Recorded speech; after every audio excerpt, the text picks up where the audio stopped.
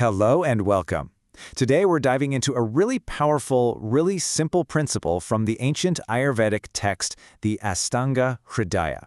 The big idea? That pretty much every treatment you can think of falls into one of just two fundamental paths.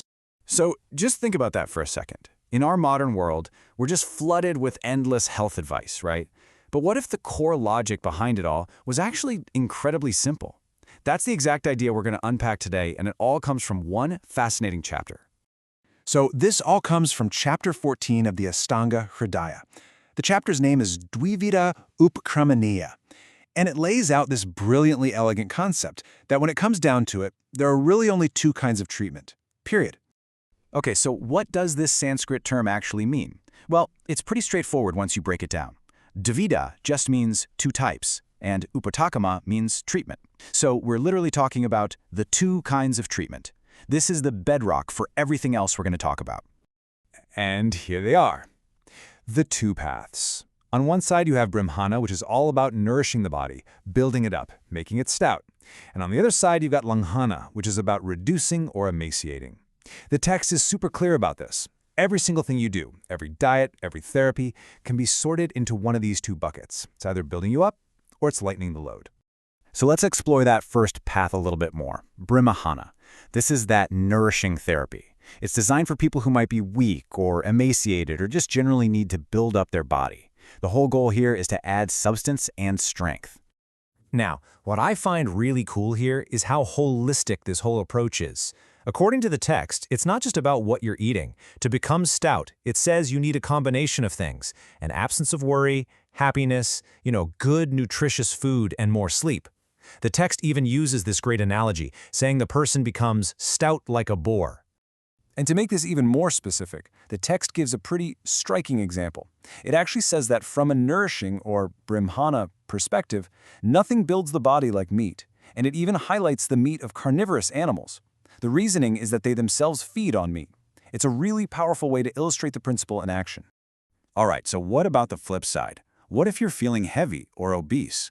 Well, the text says you need the other path, Langhana. This is the reducing therapy, and it's all about lightening the body and clearing out any excess. The logic here is just a perfect mirror image of the nourishing path. The ideal foods are described as heavy and non-nutritious. Now, that word heavy might sound a little strange, right? But it's not about being heavy in calories.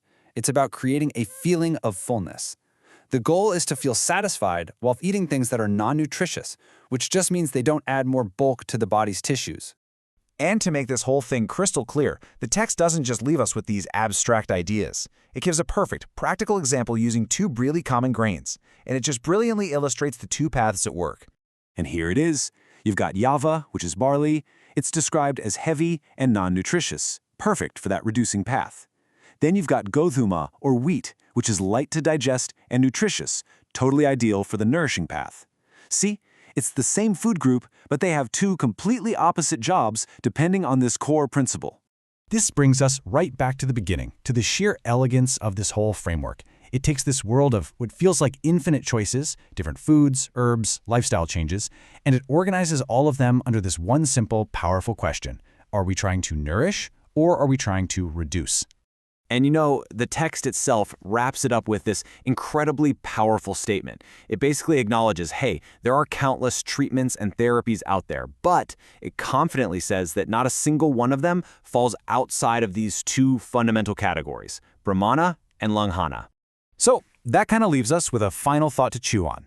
In our own lives, which are filled with so much complex, often contradictory health advice, how might this ancient, simple framework of nourishing versus reducing help us think a little more clearly about the choices we make every day? It's a pretty fascinating lens to look through, isn't it?